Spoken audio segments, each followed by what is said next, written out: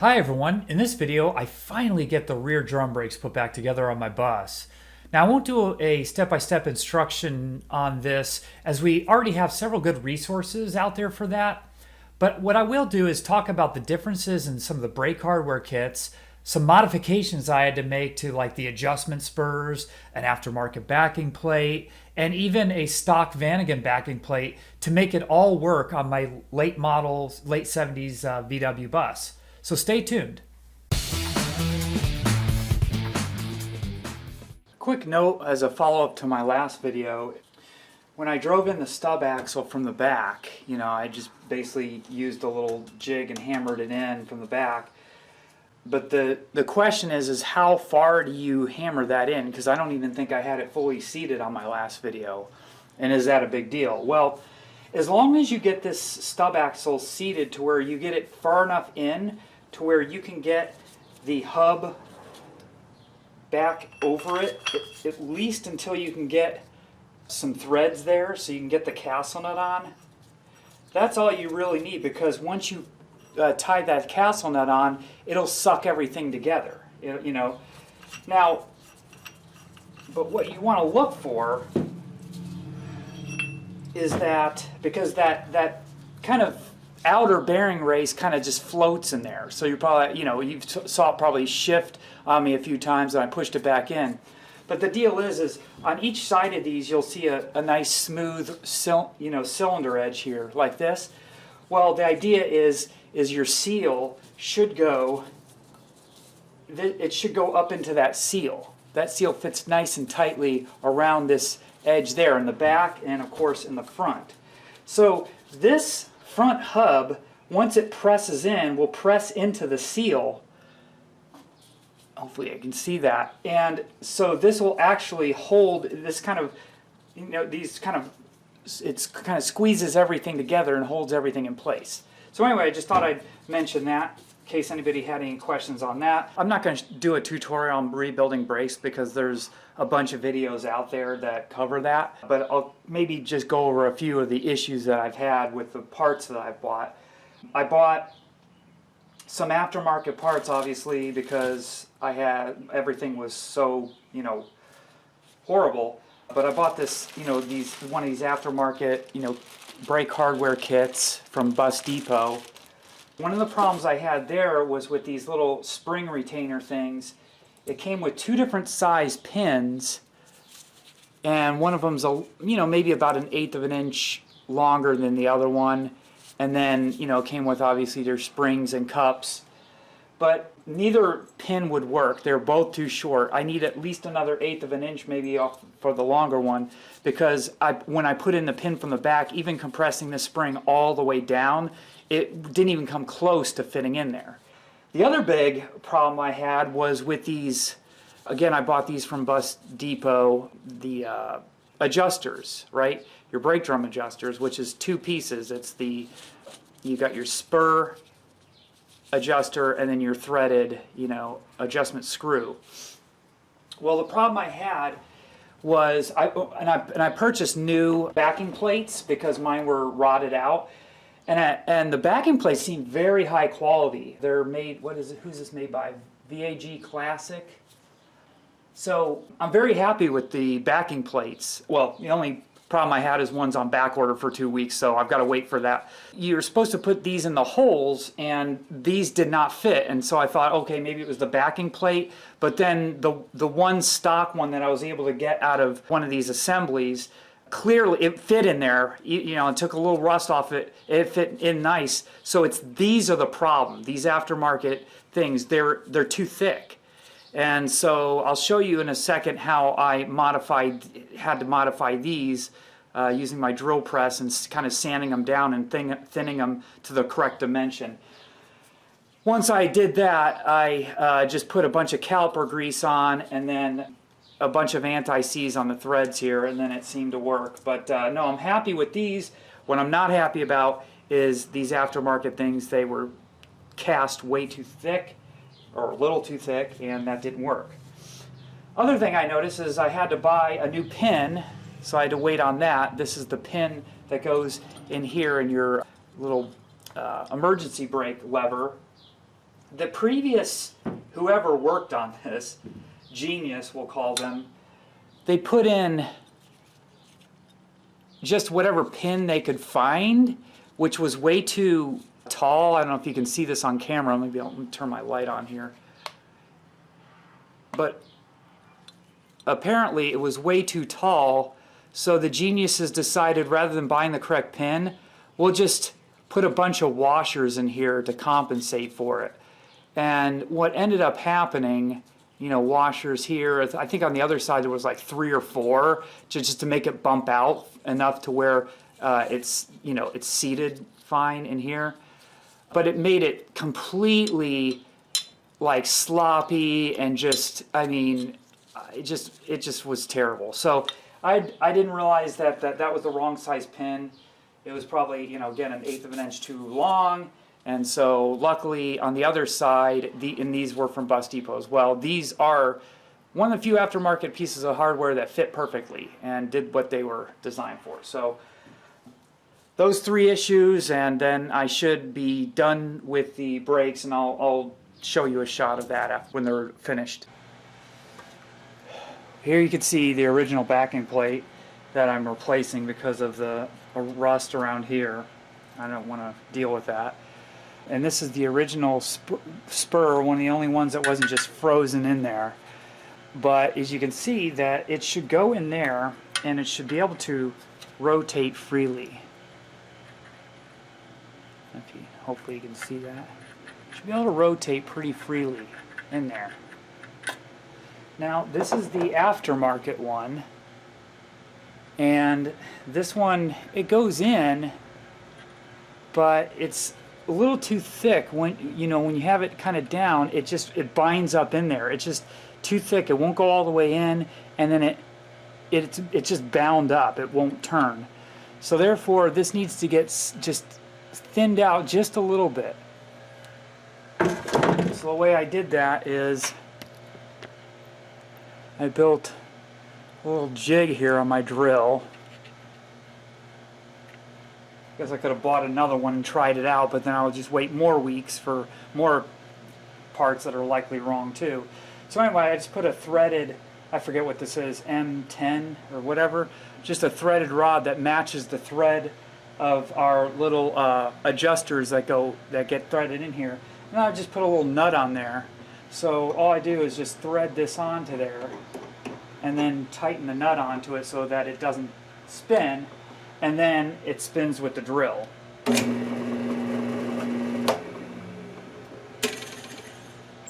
Then I've just got, I won't move the camera, I've just got graduating levels of sandpaper. So this is like I'll start with 50 grit just to really cut down the material, and then I'll go to, I don't know what else I got here. I think I have just various emery paper. You got the fine, which is about 200 grit. Then I get to the 400 grit paper here.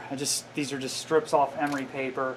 So basically just, 50, 100, 120, 400, or 200, 400, and then I think I have a 2000 to kind of polish it. So we just kind of start with the grit, and we just keep going from there. So I just kind of put it on here and just kind of hug it and let the material polish it and take it down to where it fits properly. Once you get down to the 400 grit and then finally the 2000 grit to kind of polish it, it should be fairly smooth. You see now it goes in there all the way down and has enough. It has enough to where it can spin freely. So that's what we want. This is a layout here of 3 different hardwares. This is, I'm assuming, the original hardware that I had.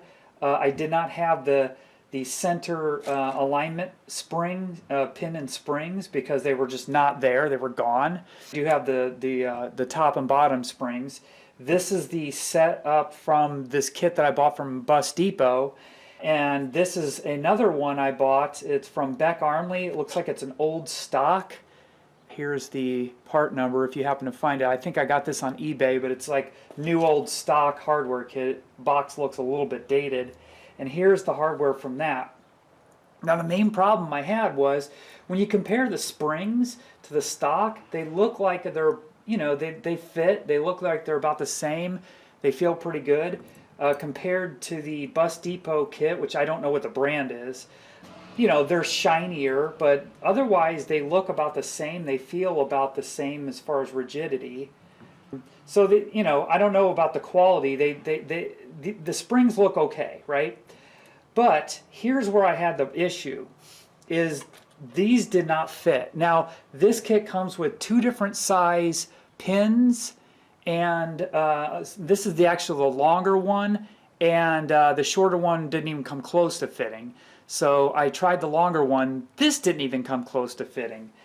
And the reason is because when I put the spring in here, behind the backing plate, you basically get about 1/8 of an inch. I don't know if you can see that, but you basically get it basically protrudes about 1/8 of an inch.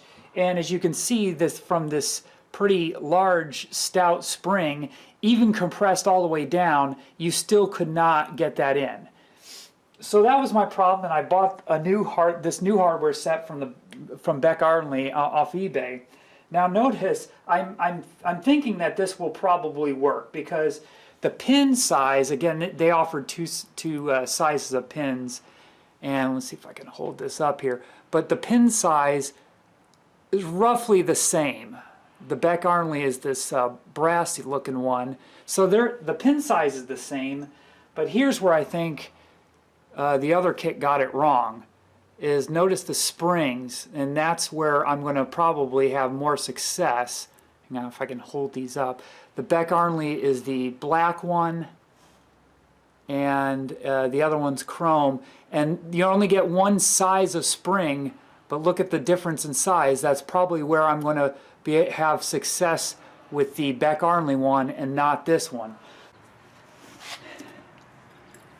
Well, these springs are still putting up quite a big fight, so what I did was I pulled the pad back all the way, to the edge of the rim here and clamped it back. That gives me a little more space to try to get this thing in, and I was able to do the other side like that. Let me see if that works.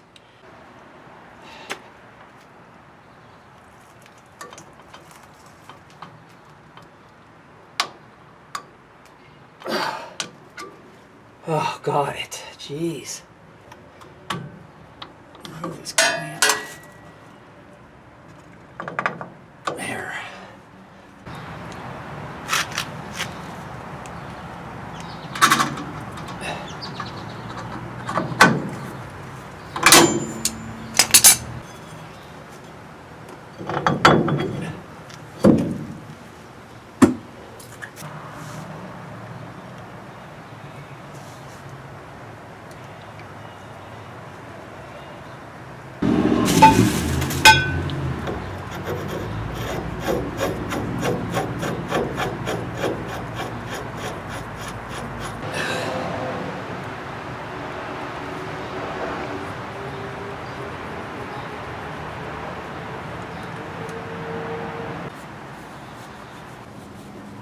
So one problem I had with these aftermarket backing plates, and I thought when I initially got them, looked like a really nice piece of stamped metal, looked pretty quality made, but I had a problem putting the drum back on.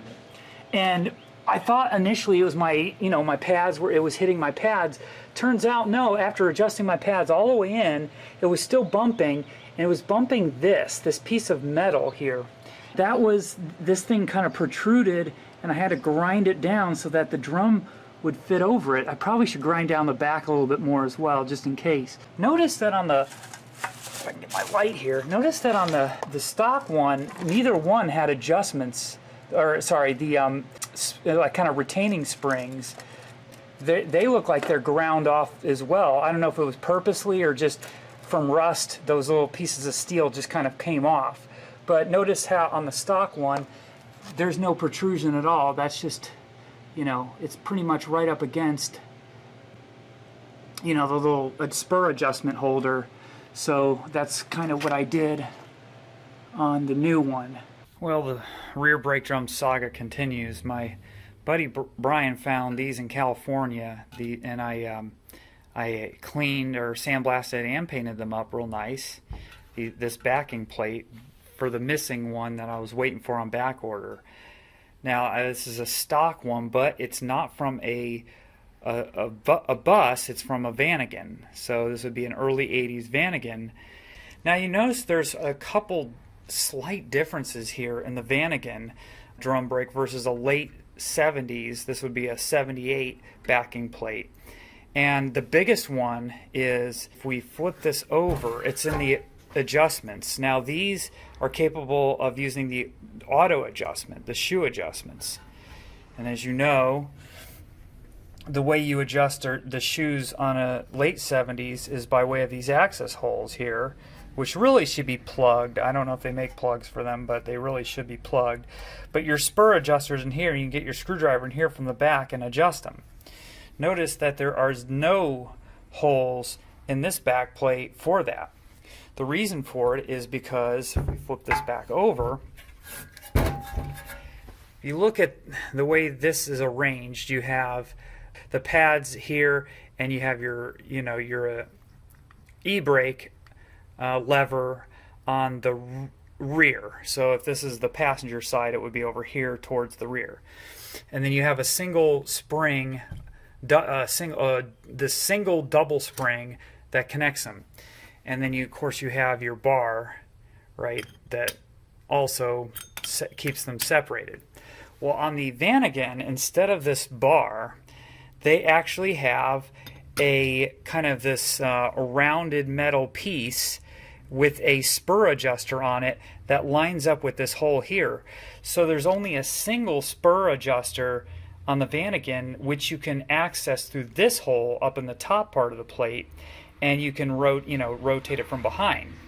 Well, but it's a little more complicated than that, because not only that, but this thing also has this somehow also allows for, when you reverse and you go backwards, it can auto adjust the pads, so it can somehow spin the spur in reverse to automatically adjust the shoe.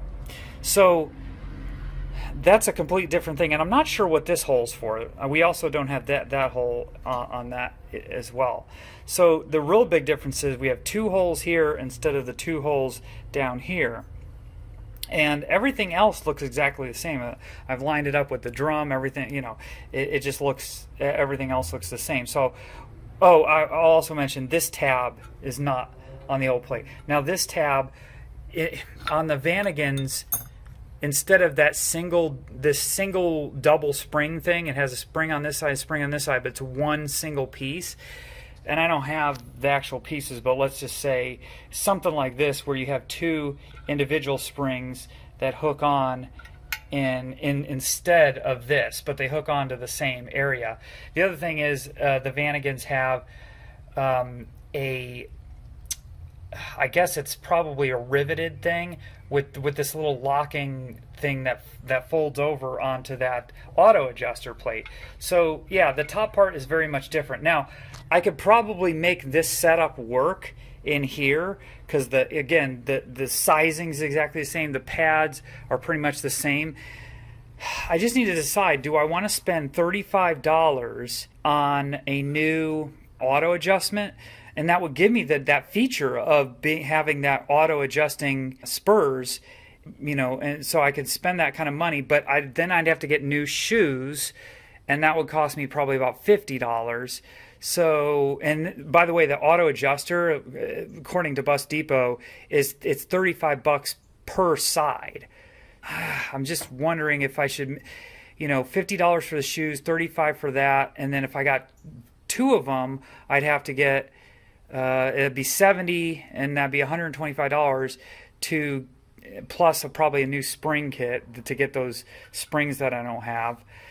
So we're talking almost $200 for the auto adjustments, or I could just drill holes into here and put it all back together like I had it. Well, I decided for the sake of expediency and getting my car back up and running, I will go ahead and drill those 2 holes for the manual adjustments and just put together the brakes as if they were the stock late 70s. Okay, so the access holes are drilled, and gave it another little quick shot of paint and cleaned those out. And so now I'm able to start rebuilding the passenger side.